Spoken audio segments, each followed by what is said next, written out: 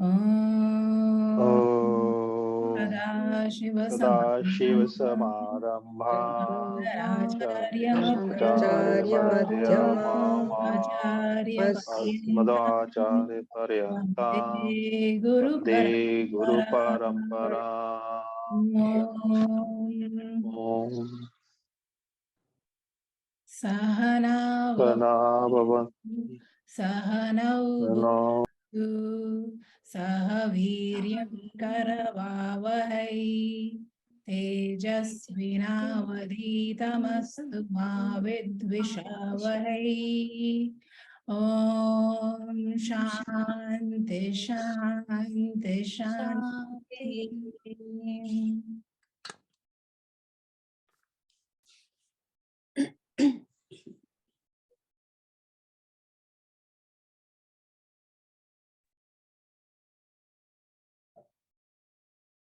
How's everyone's weekend going so far? Very good. Good so far.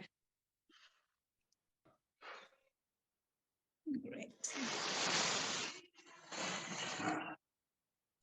So yeah, I hope whoever missed the last few classes managed to catch up with them. I know we had a few students from the TTC just join us a few days, so it's okay if it takes you a few more days. So the last class we started diving into the juicy parts of the text. The introduction verse told us very crisply what is the subject matter of the text, what is the benefit of the text, and who's the text directed for, if you remember. The subject matter was going to be Atmagyanam, that is self-knowledge. The benefit was going to be moksha, and the text was directed at Adhikaris. By Adhikaris, the text that the author meant in Shastra means that someone who's qualified to receive this knowledge, someone who has a set of qualities which makes them eligible to receive this knowledge, and someone who this knowledge is intended for. So for someone to come to this self-inquiry, they first of all need to have this inquiry. That's why there are no conversions which happen in this tradition. There is no preaching which happens in this tradition. This knowledge is only given to those who come and ask for it, which is why even sometimes, in the groups, when one of you want your friends to be added, as per tradition, we always request that you ask them to directly send a message to the teacher. This is because we are only allowed to give this knowledge to a person who asks for it. That's why this tradition. Let's chant the first few verses and then we will come to the explanation.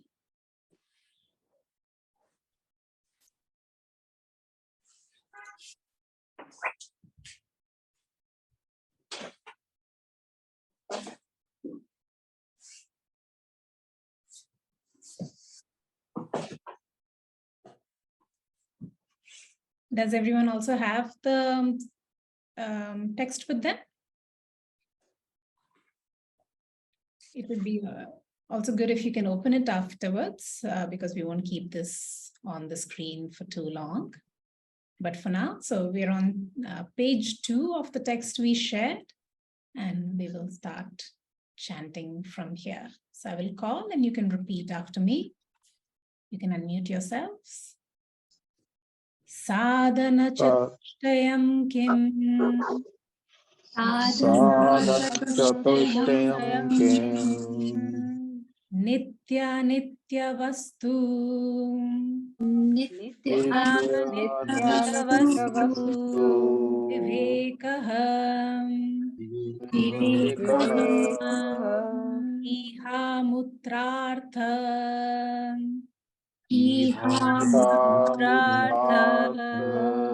Phalabhoga Viragaha. Falaboga Shamadhi Samadhi Shatka Sampattihi Shat Sampatti Mumukshutvam Cheti Mumukshutvam Cheti Nitya Nitya Vastu Nitya Anitya Vastu Vivekaha Kaha Vivekaha Kaha Nitya Vastu Nitya Vastu Ekam Brahma Ekam Brahma Adyavyakiriktam Tadvyatiriktam Sarvam Anityam Sarvamanityam Ayameva Ayameva Nitya Nitya Vastu Nitya Nitya Vastu Vivekaha Vivekaha Viragaha Kaha Viragaha Iha Sarvabhogeshu Iha Sarvabhushu Icharahityam Icharahityam. So we just chanted what are the fourfold qualifications and questions about the first two. So let's see if we can get through that and then we will move ahead. So you would have noticed that the text is going in a question and answer format. This is how Shastra reveals this knowledge. There is questions raised by the questions raised by the student, and then the answers are given. At each stage, this inquiry has to keep happening. Like we talked about, of course, Shastra is our primary pramanam, but at the end, if whatever the Shastra says, your intellect must also be satisfied, right? So the question and answer in this text is often written in a format which is how the questions are, you will find will be raised in your own mind as well. So sometimes, you just have to have a little patience and the text will be answering very soon. The student asks here, Sadhana Chatustayam Kim? So sadhana refers to the practices. So he's asking, what is and Chatustaya is like referring to the four. So literally the fourfold qualifications. The student wants to know, what is the fourfold qualifications for attaining this self-knowledge, for attaining Atmagyanam? And the teacher says, the first one is Viveka. It's Nitya Anitya Vastu Viveka. So let's just talk about what Viveka means currently. Viveka can be translated to discrimination. The discriminative knowledge or clarity of thinking. We know that this clarity of thinking is required for any aspect of life. You can't really be functional, be productive without clear thinking. You cannot address any crisis in your life without clear thinking. Sorry to interrupt. I guess somebody is not muted. Okay, let me mute everyone and you can unmute yourselves if you want to ask any questions. Yes. So Shankaracharya tells us that clear thinking is the primary ornament for a human being. In fact, he wrote 580 verses in this text called Viveka Chudamani, outlining how Viveka is the jewel, the Chudamani for a human. Maybe we will do some part of this text at some point in the future. Now, we also have, we said Viveka is discrimination, but we have to be very careful not to mix it up with how we use the word discrimination in English generally, where it is used in a very negative sense, in the sense of racial discrimination or gender discrimination, some kind of unfair partiality. It is often used to describe. Here we mean discrimination in a very positive sense. What will serve me and what will not? What will give me permanent, eternal happiness? And what is it that is riddled with defects that I should not waste my time on? That was the other kind of happiness, the Vishaya Ananda, the happiness you derive from the external world. It was riddled with 3 doshas. If you can remember, we discussed them. Does anyone remember what the 3 doshas were? Okay, I will say it. The 3 doshas were Dukkha Mishri Tattvam. We said that there is always pain mixed with this pleasure. The second was Atriptvikaratvam. This kind of happiness will never completely satisfy you. You will always want more. You will always keep chasing new objects. You will at some point get bored with it, or they will no longer exist. And the third defect was Bandhakatvam. This kind of this kind of happiness that you derive from external things will also lead to bondage. So the kind of happiness that we are talking about, the security we are talking about, is not riddled with these 3 doshas. And being able to discriminate between the two is what is Viveka. So we could also call it discernment instead of discrimination. And what I explained right now is exactly why this text like Tattva Bodha, which is giving you a glossary of all the definitions, is so important. At some point, when you completely understand the term, so when you understand and it's registered in your mind what is Viveka, then drop the English word. Don't try to use the English translation for it, and it will happen naturally. You will naturally pick up these terms, and they will become part of your vocabulary as you study Vedanta. And he's saying it is Viveka is the discrimination between Nityam and Anityam. What is eternal and what is not? We will talk more about it shortly.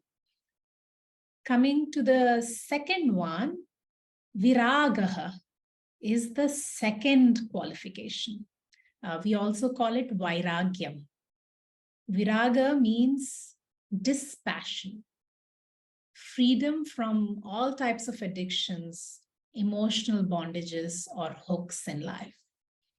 And the author says, Iha mutra phalaboga viragaha. This is a dispassion from fruits of actions which are achieved now or in the future. Right? So we will again talk more about this soon. Right now, just giving you the list. The third is Shatka Sampatti. So this literally translates to the 6 disciplines. And Shama Adi means the 6 for the Shama Adi just means that starting with Shama, and Adi means etc. So we're talking about the 6-fold disciplines which are starting with Shama, and there are 5 more. So this is a little sneaky thing the author did here. You were promised 4-fold qualifications, but actually he sneaked in 6 in Shatka Sampatti. So you have basically the 6 in Shatka Sampatti and 3 more. So in total, it's actually 9. but broadly we call them Sadhana Chatustayam, or the fourfold qualifications. Sampatti means wealth. The scriptures consider inner wealth as the most crucial, and the self-discipline is the inner wealth here that we're talking about, really. And Cheti is just a conjunction, and it means and so sort of thing. And the fourth is mumukshutvam, which means a desire for moksha. A mumukshu is someone who has a desire for moksha. So this desire cannot be created. It's a person's frame of mind which they have to arrive at naturally in a due course of time. This typically happens when one feels ready to claim their highest nature and is ready to start clinging to objects which are impermanent. So the fact that all of you have found the grace to come to Vedantic study, that you have this inquiry, and if you're not getting bored completely by these classes, it typically means that you would have the Sadhana Chatustayam, these fourfold qualifications, at least in some measure. So someone who has these fourfold qualifications in full measure is called a Sadhana Chatustaya Sampanna, or is said to have Chitta Shuddhi, which literally translates to purity of mind. Having Sadhana Chatustayam is same as having Chitta Shuddhi. So someone who has this Chitta Shuddhi, who has this Sadhana Chatustaya, is the Adhikari, the person eligible to receive this Atmagyanam. Now, when we go through all these fourfold qualifications in detail, you might have a doubt that I don't have all these qualifications, at least not in full measure. Does this mean that I am not eligible for this study? No. It basically means that this Atmagyanam might not take root immediately, but even no effort is wasted in Shastra. Even this process of listening to what these qualifications are will help you acquire these qualifications. It's that example of a hungry man that we spoke of earlier. When you give food to a hungry man, his hunger starts getting satiated the moment he starts eating. Like as he starts eating, the hunger is satiated bit by bit. He does not have to wait to finish the full meal to feel full. So as you listen, you will build these qualifications. Then coming to, so then of course, the author just, the teacher just gave the list of what the qualifications are. So the student, without missing a beat, asks immediately, Nitya Anitya Vastu Viveka Kaha. What is this Nitya Anitya Vastu Viveka? What is this discernment, discrimination between the Nitya Vastu and the Anitya Vastu? And so Nitya, these are terms which is important for you to remember. Nitya refers to the permanent thing, the ephemeral.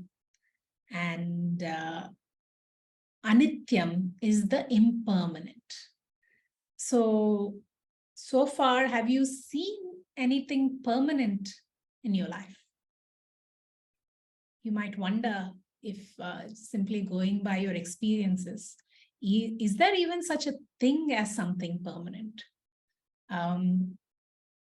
Like there are certain things definitely which are relatively permanent. The earth we are on, the sun, many of the stars, but even them, they might be relatively have a very long lifespan, but they also die at some point. Growing up in school, you might remember studying about supernovas. Do you remember? A supernova explosion is something which happens when these stars, which are millions and millions of years old, eventually reach the end of their lifespan and they burst, creating the most beautiful, majestic explosion ever that has been observed by humans. That's a supernova explosion. So even something like a star, which seems to be relatively permanent, will die at some point.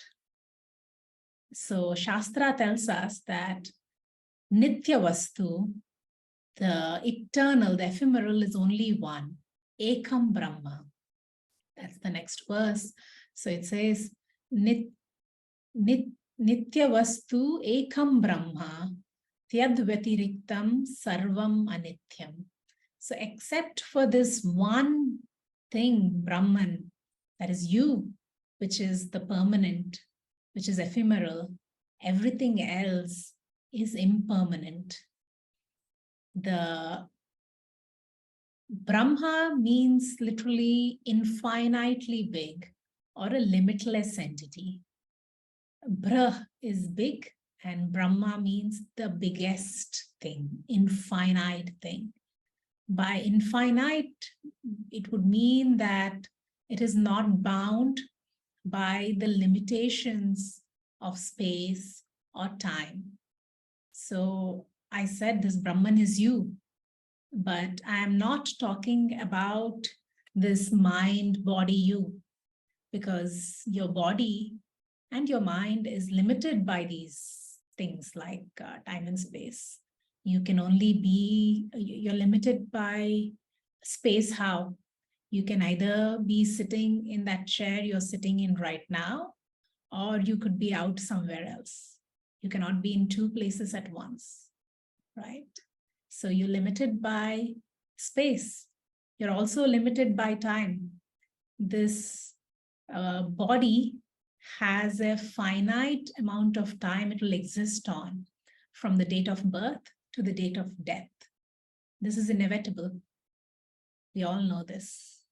So this body is impermanent, but you are not. Brahman is not.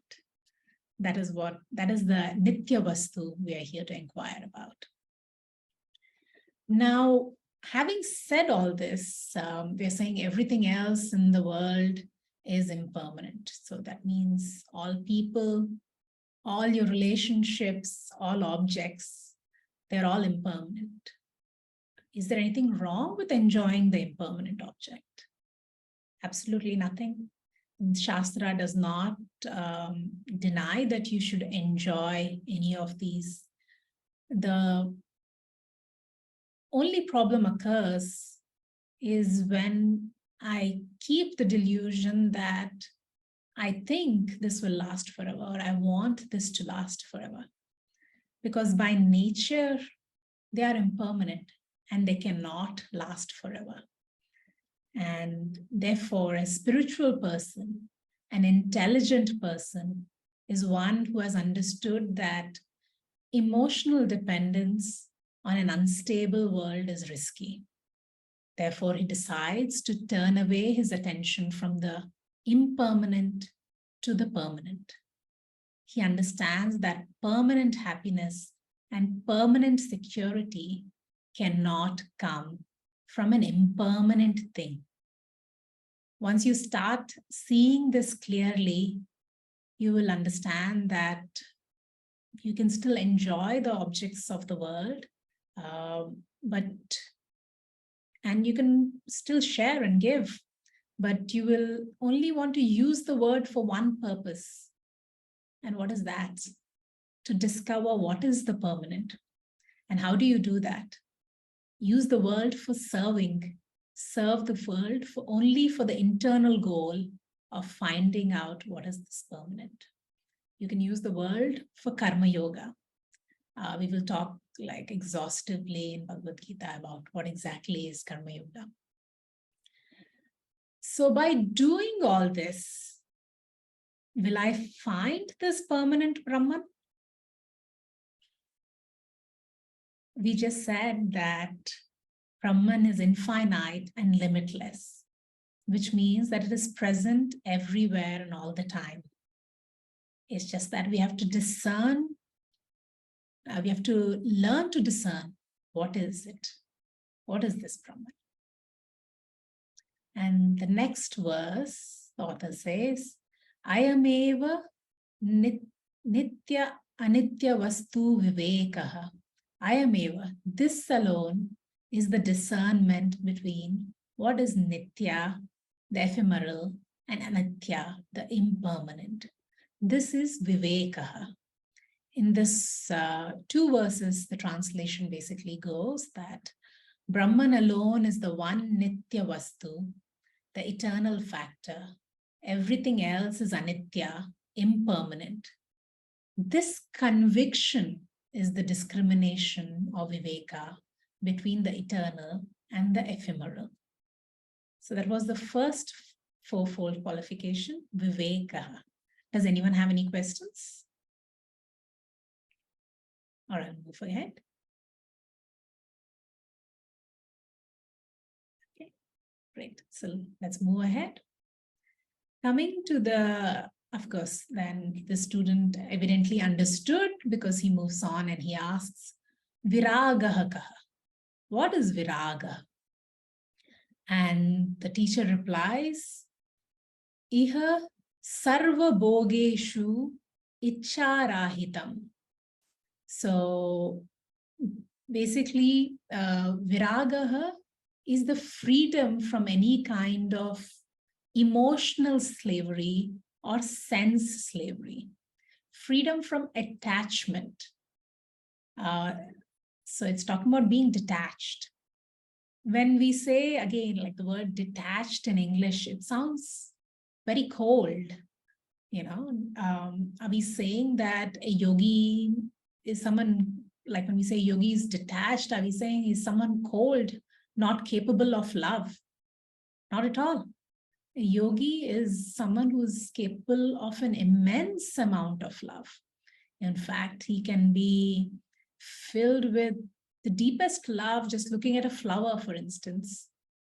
It's just that he understands that his happiness is not dependent on this object. So he can love this object, but he's not expecting it to last forever. So, which also basically means that when you're not dependent on the external object of your love or anything, then you're not expecting anything. Then you're free to just give. And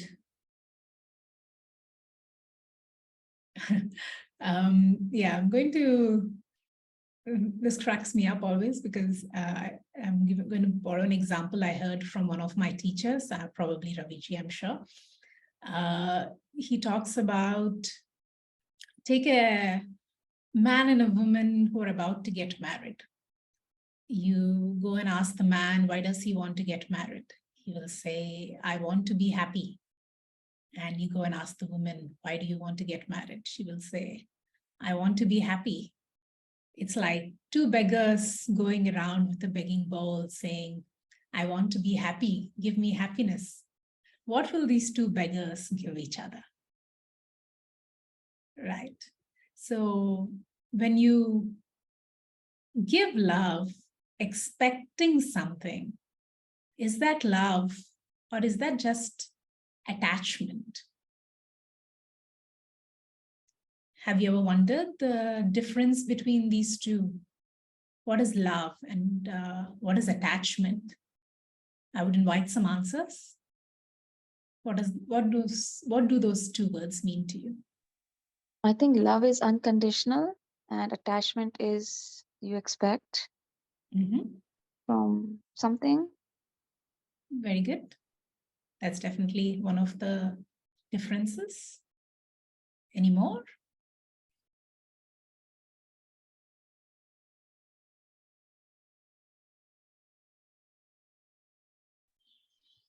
I think love is more like selfless, and attachment is more selfish. Perfect. Yeah, that is true. So love is always looking at what can I give? And attachment is about what can I get? So in today's world, when you actually really think about love and attachment like that, can we really say how many times in our life, we've loved unconditionally? Unconditionally means you're not expecting anything in return, without conditions. You're not even expecting love in return. How many of us are really capable of this kind of love? Probably in today's world, we see this love from a mother to a newborn child, like at least in the initial days and months when that child is completely dependent. The child is not capable of giving back anything. It's not even capable of smiling at the mother, yet the mother gives it this unconditional love. That's probably the closest form of this pure love that we observe in the world today. But otherwise, you really have to go back and think about all the relationships in your life, all the people you say you love in your life. Do you really love them, or are you attached to them? And how do you move from this attachment to pure love? That's a good question to ask ourselves. So love is a sign of freedom, whereas attachment is a form of dependence. Love is born out of a strong mind, and attachment is born from a weak mind. In love, the intellect is clear, and it will not lead to any kind of adharmic actions, whereas attachment could. How many times we hear of someone in a fit of jealousy, doing some horrible things? Love is finally a sign of a jnani, and attachment is the sign of a samsari.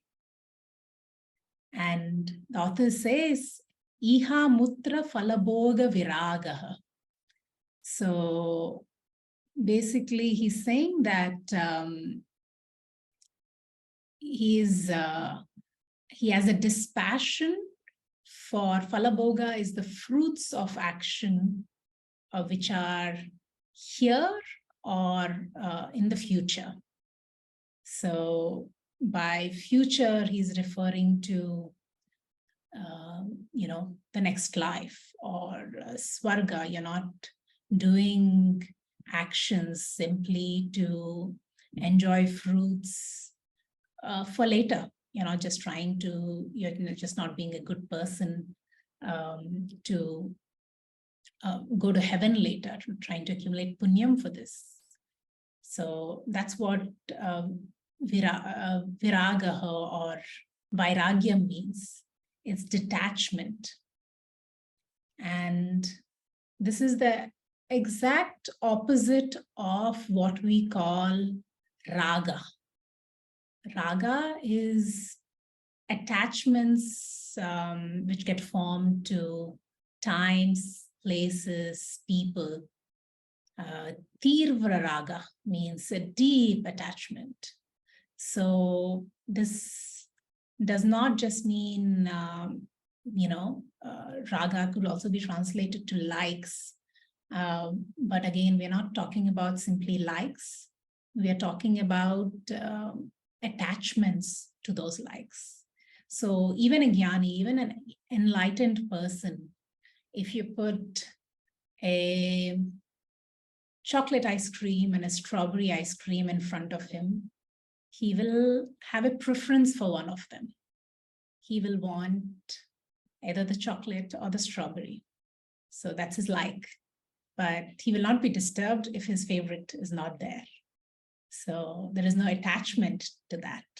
So in a very kind of loose comical example, that's what we mean by how raga differs from just likes. It's binding likes. So that's what we mean when we say there is no problem enjoying the objects of the world, having preferences. Just don't be attached. Understand that they're impermanent. So this attachment can be to likes, but also our dislikes. This is called dvesha. This is binding dislikes or aversions. So, yeah, so when we talk about dispassion, we're talking about dispassion for both these, both our cravings and our aversions. And talking more about what is the desires that we do have? We can, basically, Shastra talks about ashuddha kama. Kama is desire, and shuddha kama. The ashuddha kama, like the unhealthy desires, are the only ones we need to stay away from. The adharmic desires are the only ones we need to stay away from. But otherwise, desire itself is necessary. If you didn't have a desire to to hear about this Tattva Bodha, you wouldn't be in class today, right? So some amount of desire is necessary. But we are basically warning about desire for sensory pleasures that I get here or in Swarga.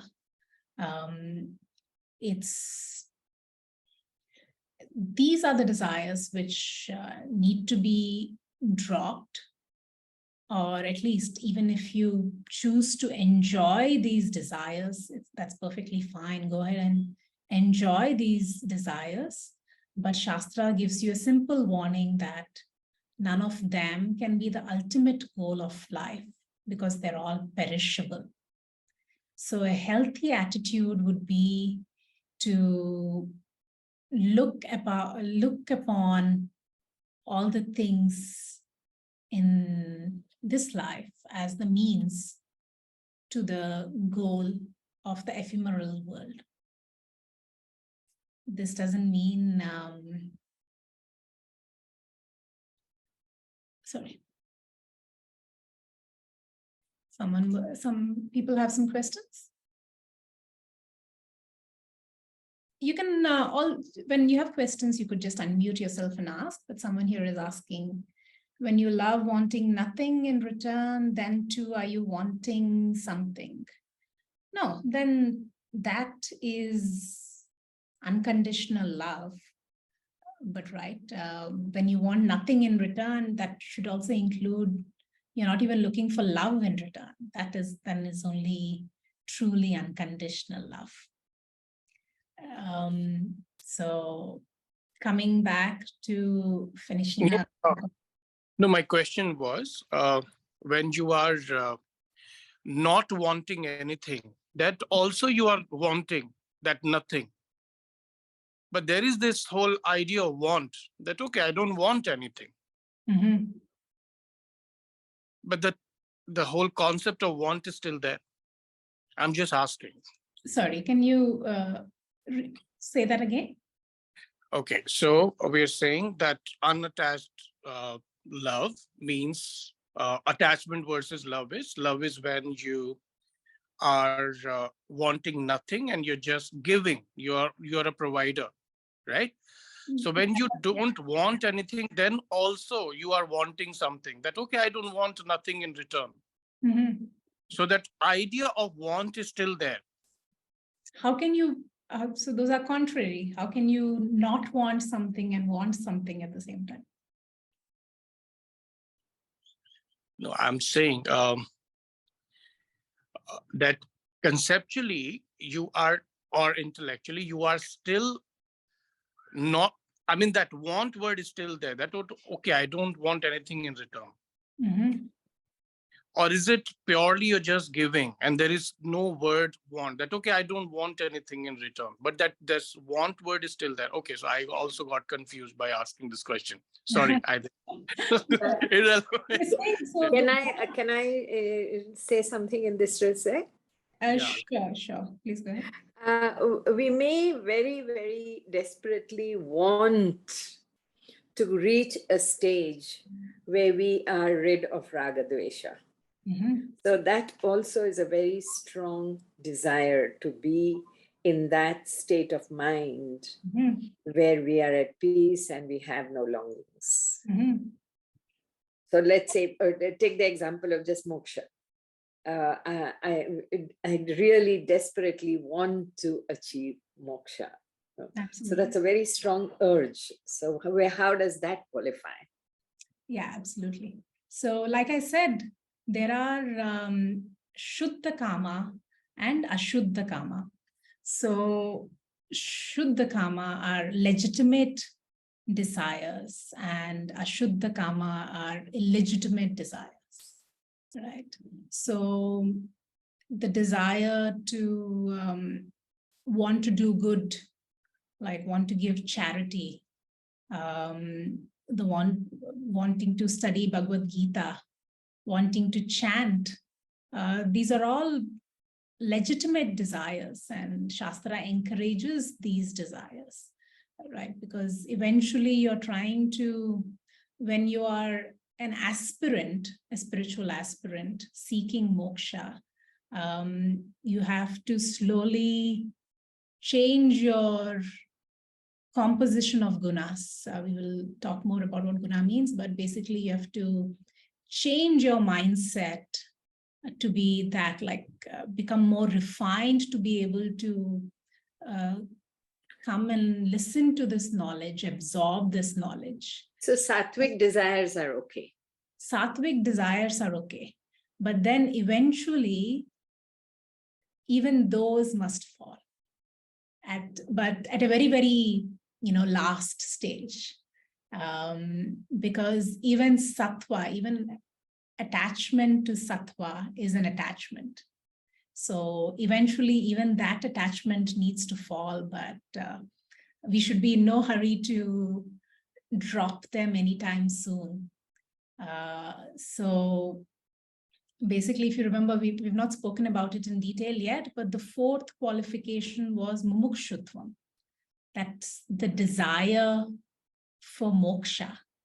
So that is the ultimate desire which will burn away all desires. Yes. Thank you. So That I'm answers my clear question. about what sattvic desire is. And secondly, how do I detach myself from things that I, expect or I'm attached to? It's too hard. What makes you like detach? Right. Who spoke that? Sorry, I didn't see the name. Sorry, it's Nidhi. Yeah, Nidhi. So your first question was, what is sattvic desires?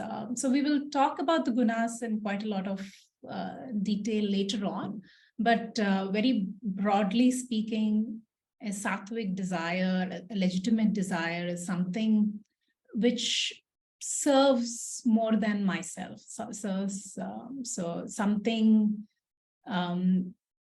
which is just good for me, is but does not do any harm to anyone else. That's fine. I like to sing quietly in my room with my door closed, and it's not disturbing anyone, and I enjoy it.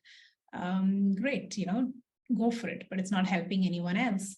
But say I have a gift that I can also share with others and give more joy to other people, and I choose to share it and give joy to more people. So that is a higher level of sattvic desire. Yeah.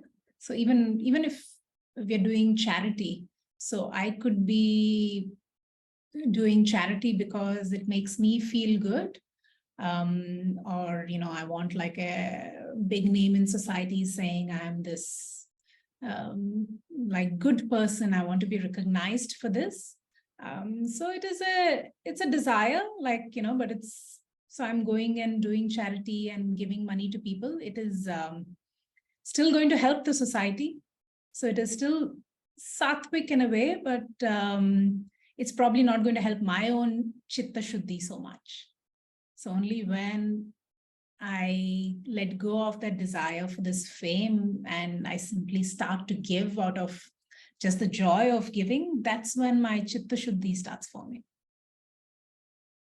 Right. And your second question was, how do I become detached? Is that what you asked? Yeah, we are attached to like so many things. Let's say even food. It's like, why we want to have those, sweets or and something like, even if we plant if we plant something, we want like, we expect it to flower or we expect it to give fruits. So it's like, let me simple take the thing you example of your expect. first example. Let me go with your first example of food.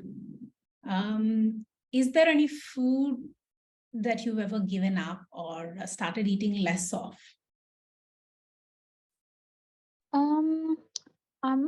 I've not given any food, but I do like fasting when I don't. So I like do But like there's weekly nothing you fasting. used to eat, like say, as a kid, that that you used to really indulge in as a kid or in your teenage years that you no longer indulge in. Yeah, I don't eat wheat anymore, dairy anymore. So yeah, I like Why stopped you eating don't those two. eat wheat and dairy anymore? So I don't eat wheat because I have celiac. I'm not allowed to eat gluten. I'm intolerant to gluten, so I have to Great. stop eating. Yeah, you don't have to give me the details, but basically you realize that gluten was not serving you. Yeah. Right. So it was not, so you might really enjoy that cake for a moment, but then it's going to give you an upset stomach later. Yes. Yeah, so that's what made you give up gluten. So it's like that with everything else. It's that's why I said this kind of giving up of desires is a natural process. This kind of dispassion actually arises from Viveka.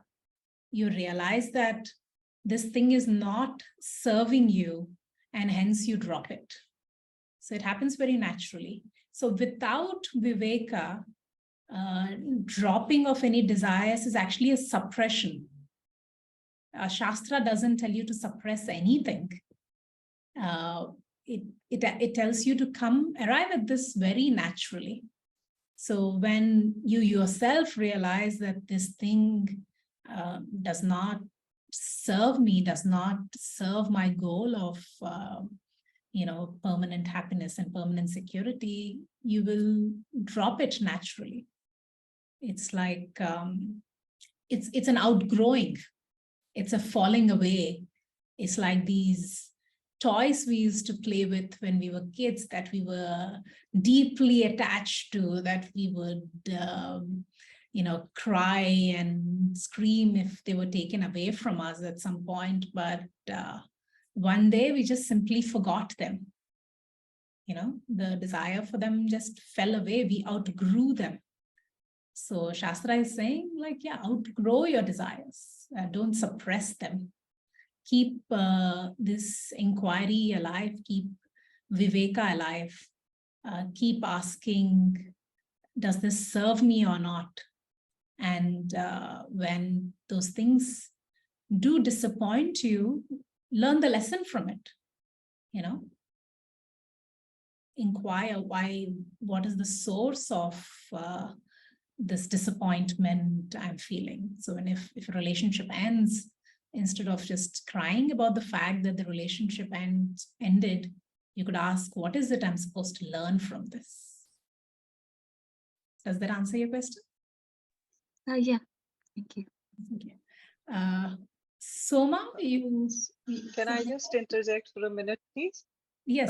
So it's all about sharpening your Viveka. It's like, we'll be enabling ourselves to do that with whatever we are learning. I mean, you're doing a great job. This class has been so beautiful so far. So thankful to you. So yes, I mean, I'm saying it's about true dispassion stems from Viveka. So now that you know what is Viveka, you can exercise it. You can ask when you're seeking happiness from external things, you can question, are these permanent or not permanent, right? You can still go ahead and enjoy them, understanding their limitation, accepting their limitations. It's about expectation management. So are there any checks, in our mind that we understand whether we are actually using a Viveka, or, we are just coming under some influence of expectation? Is there any tool, I mean, just to check, the thought process right there and then, so it doesn't become, huge, a kind of crisis management in the mind? So go slowly. Okay. Practice self-honesty. It's a skill which has to be refined slowly and carefully, because yeah, just see all the things that you are chasing. Why are you chasing them? What are you expecting from them? Are your expectations from those realistic or not?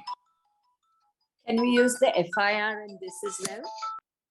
Let me take the questions from the people who raised their hands first, and then ask more.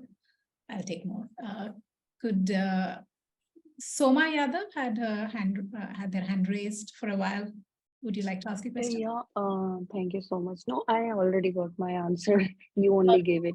Like I was supposed to about to ask that desire. When we have desire to do something for the society, most of the time it is seen that we do it for the point of view that okay, this person will come and give me name and fame. So that should also eventually go. That's what you said. Right. That's right. Which is why we talked about the four purusharthas, the goals of human life, if you remember. Artha, Kama, Yes. Dharma, Moksha. Right. So Yes. even Dharma, like while it is the inherent nature of things, it will never be completely dropped. It has to be dropped as a goal. And all these things it'll be a natural falling away. Mhm. You know, we don't have to force any of it. Just keep on this inquiry and it'll come. Thank you. Yeah. Gaurav, you had a question? Spandaji, my question is, like, you gave an example that a mother during when she's just become mother and the kid is very dependent on her, that is the time you can feel that there is love, that she doesn't want anything in return. But doesn't a healthy kid makes a mother happy, and an unhealthy kids make her unhappy? So there is a reaction to how that kid is so is it also a desire that you want to be happy and that's why you are, or is it something to do with dharma? So I'm confused there. Right. So, I mean, I gave the examples. Again, I can't really say with 100% that every single mother feels unconditional love for their, newborn child. There are, of course, cases that women suffer from for not feeling this affection immediately. And it's often a very painful experience when that happens for the mother.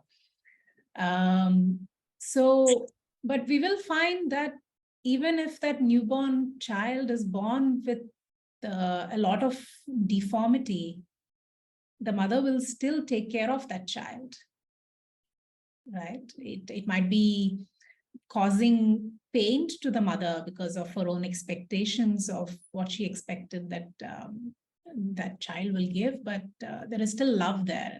She's still wanting to take care of it. And again, that's the thing, when there is pain, that is because some expectations are not being met. Got that. If the mother could just accept that, my karma gave me this child who has a deformity, and that's what it is, a inevitable situation, then there would be no pain. I'm not saying any of this is easy. All of these things are incredibly hard, but that is the difference between, this passion and discernment that we're talking about. Okay, got that. My question was because I'm seeing like a lot of my colleagues, their state of mind usually is how their kid is. So they're happy when the kid is doing great. They are unhappy when the kid is not doing great. So there is this action reaction happening there. Absolutely. So that is all stemming from attachment, because that is all conditional. Okay. That's exactly what I'm saying. I'm saying if we truly inquire about all our relationships, we will find it's quite shocking. Like the very first time I heard this in my Vedanta class, it was like a slap on the face, because it sounded like, I've never loved in my life. See, and this thing we're talking about, when you develop this quality in full measure, when you're capable of pure unconditional love for any one person, that would mean, what would that mean? If you're able to love any one person, any one thing unconditionally, that means you would be able to love everything. Right? By definition, it means without condition. That means you're not loving this one person or one object because they are who they are. There is no conditions attached. So when you're capable of that kind of love, you're capable of loving everything and everyone. That is the ultimate goal, the aspirational goal that we're talking about. And you are saying that you love without being affected by it. I mean, the condition of that kid at any time. They're dying or they're happy. You're not affected by it. And you keep on giving love. That's what you're saying? Yeah, I mean, you can, even if, you will, of course, talk about all of this in a great detail when you come to Bhagavad Gita as well. But yeah, it might sound harsh, but there are kids dying all over the world every day, every minute, right? Are you sitting and being sad about it right now in this moment? Yeah, of course, yeah. No, right? So when something happens to someone close to us, why does that affect us? Yeah. That is the reality is death is a part of life. There are people dying every day, every minute. But when someone we are attached to dies, that we are not able to accept, though we know that death is a reality. Spandana ji, my next question is, like this characteristic of a mother, like she is protective about the kid. So this has been developed over millions of years of evolution. And this has been seen in every mother, not just the human species, but every mother, right? They're very protective about their kid. So what is this thing happening? Like a mother, if she is realized, she should not, she should forego this whole characteristic that they have developed over millions of years of evolution, or what is this? She should not be worried about the kid? I just gave it as an example. Let's not stretch that example too far. So I just gave that example of potential cases where we might be seeing glimpses of this unconditional love. I am by no means saying every mother has unconditional love for their child through that child's life. Probably the moment, just a few days in, few months in, when the child starts smiling and the mother feels, happy that the child recognizes me and he's happy now when I come into the room. And the next time it doesn't happen, she might be upset. The expectations start building very quickly. So that love becomes conditional very quickly. So I was only merely giving it as an example of glimpses of this unconditional love we might see. I was by no means saying that this is the universal truth all the time. Yeah. Got that. Thank you. Okay. Prachi, you had a question? Yes. Hi, Spandana. I think I am also again, deep diving into this mother-kid relationship, and I got this question in my mind. I mean, you can choose not to answer. So just out of unconditional love for mother, if a child, does accumulate some bad karma just to please the mother's actions or their mother's interest and harm other people, so again, before moving ahead, question is that actually unconditional love, or is it attachment? When you want to please your mother, yeah, why are you doing it? Is it purely because you love your mother, or there is some expectation there? There's this expectation that I want to please my mother so that she will love me, that she will feel good about me. Right. This makes total sense. But how about accepting that your mother has certain expectations, and just doing those expectations, fulfilling those expectations and harming others? Yeah, that's all attachment on both sides. Oh, okay. That's what I'm saying. That's what. So let's go back and inquire really about what is love and what is attachment. I'm saying that if you do this inquiry fully, you might quite shockingly find that there is very few people you actually love in your life, or maybe none.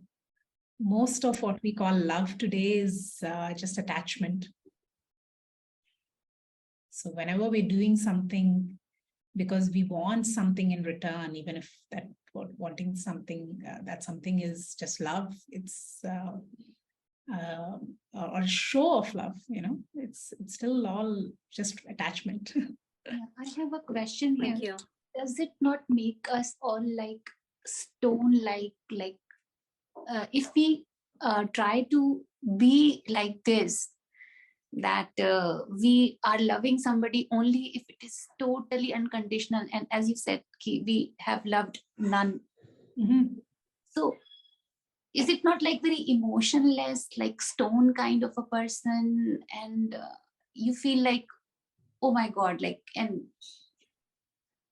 I feel it's a very stone like feeling. Yeah, that's exactly the what I was saying. So are we trying to be stones, or are we trying to be humans? It's so by learning, I'm simply saying that by understanding what exactly is love, increase your capacity for love. Right. So we all are capable of love. We all love, but it is not unconditionally all the time. There are moments in all our relationships where we do something purely just wanting to give, Yeah. You might but have, mostly it is conditional. Mostly it is conditional that I accept. But we have yeah, I'm agreeing with you. So a lot of it is conditional, but we are all capable of that unconditional love. Yeah, but looking you love have unconditionally. Yeah. So I'm not saying any of us are cold. I'm saying, so when is this glimpses of these unconditional love you see? So say you just got like this piece of like lovely chocolate brownie, it tastes really good, and your sister is sitting next to you, and your immediate response is, wow, this is amazing, you need to share this. And there's maybe one or maybe mom and dad are also there, and say, okay, this is just a small piece, but here's some for you. Share, and she feels as happy as I am. Yeah, but it's again an expectation. Instinctive moment, I have not gone in that instinctive moment, I've not gone through this whole thought process of, I'm going to share this so they like me, right? It was just this pure joy that, this feels amazing, and I want you to taste this too. Yeah. So we are all capable of that unconditional, not expectation-less love. Okay, so my question again is that, like, when we want to be loved by someone, we want it to be very unique. We don't want to be loved by someone the way the person is loving every single person. So the kind of love you are talking about, it's not a very personal love. So that means we will never experience personal love if we go for the universal love. So no one's telling you to go for the universal love till you're ready for it. No, it's not like the goal of the studies of Shastras is to actually reach that higher state when you love one person unconditionally, 100%, then that means you can love every single thing or person unconditionally, 100%. So my person, we like to be loved personally, 100%.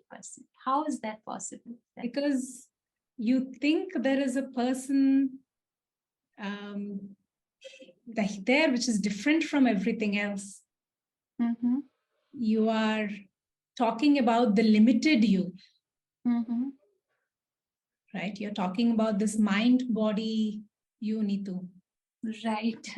When you realize that there is only me, I am all there is. There is no other. Okay. So what are you seeking from who at that point? This is the point when you have realized your absolute blissful nature. We say Sat Chit Ananda. When you realize your true nature, you will realize your absolute existence, absolute bliss, absolute consciousness. Right? This bliss is available to you all the time. There is nothing wanting in you anymore. So what will you seek and from whom?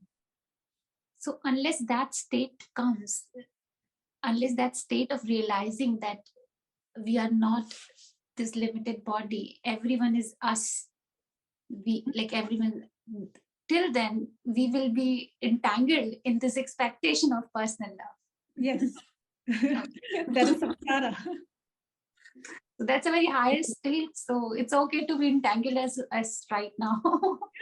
It's perfectly fine. I feel like, I'm so selfish. It's like, I feel horrible now. Because, if you think about unconditional love, like, I'm just like thinking and I mean, it's you don't need to be horrible. Like you can just look at the times in your life when you have shown a capability for this unconditional love, and you can work on building that capability. Yeah, that's right. So I see some hands raised, but maybe they just forgot to remove their hands. Soma and Prachi, you still have any questions? No. Okay. Yes, I just wanted to know your experience. You said that I have never loved. You realize that, right? So just wanted to know your experience. Yeah, I still say that. Like, so I still don't feel I'm capable of unconditional love all the time, which is why I get disappointed and because it's all about expectations. But have I seen my capacity for this unconditional love growing? Yes, very much. I feel less and less expectations from people in my life, which means I am less disturbed because I don't have any expectations. I mean, I won't say I don't have any expectations, but I have lesser expectations. So I'm not disappointed by incorrect expectations, and which means and I have seen my capacity to be able to just give love growing, for sure. But it's a process. Thank you. One more thing. So you said, increase your capacity of love. So is that, can that be done through Karma Yoga? Yeah, absolutely. We will talk more about Karma Yoga later, but just knowing what this is the first step, right? Yeah. So I mean, there are probably a lot of times in fights or something, you know. So I will give you. It's a very personal example, but so I once said to my partner, I miss you. You know, we were in a long distance for a very long time. He's also a very long-term Vedantian. And he asked why. So then I actually went and looked up the meaning of the word miss. And it said, thinking of something or someone with regret. You know? So why should there be regret thinking of a person you love? So I examined it. I was at that point still in a beautiful place. I live in the Himalayas. I was still studying Shastra every day. I had so many blessings in my life. Am I really going to be unhappy because there is this one more thing which could be just perfect and that would make me happy? Isn't that silly? So I really examined it at that point, and later when I thought of him, I would examine, is there actually a reason for sadness?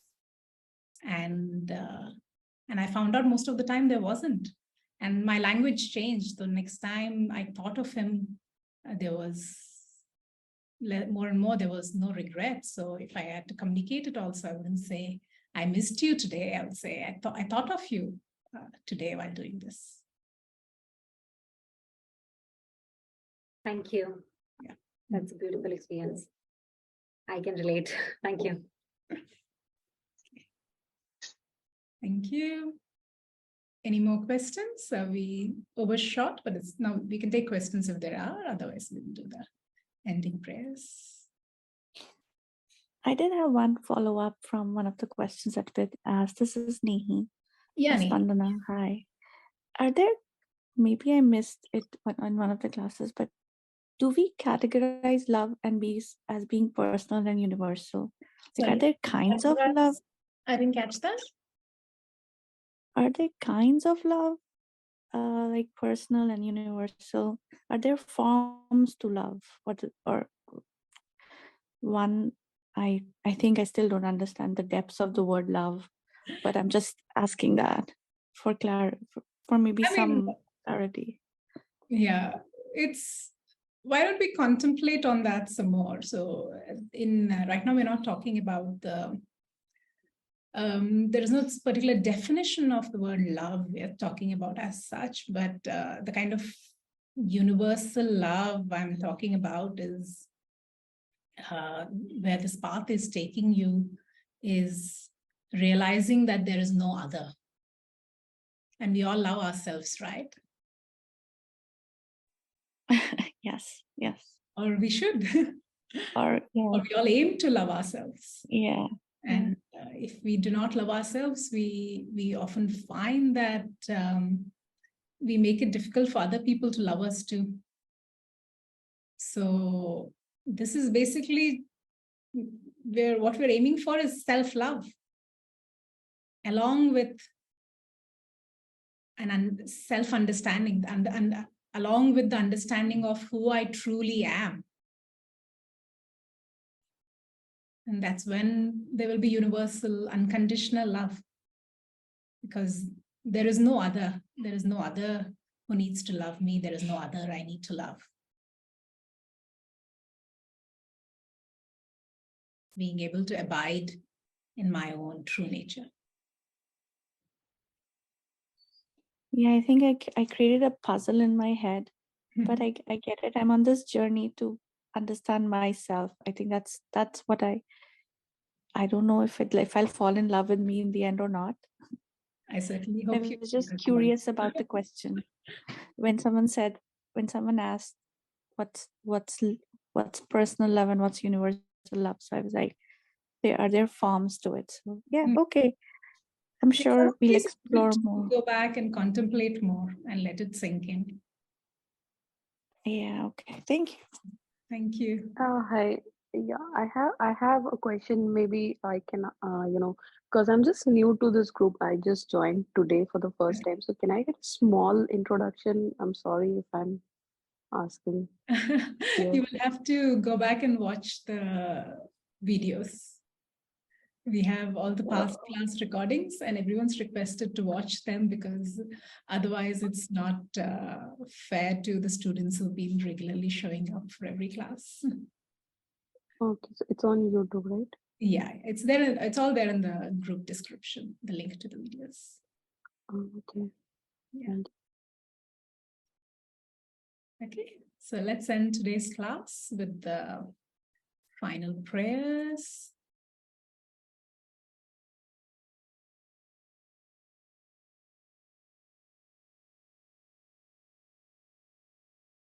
Om Purnamadam Purnamidam Purnat Purnamudachyate Purnasya Purnamataya Purnameva Vashishyate.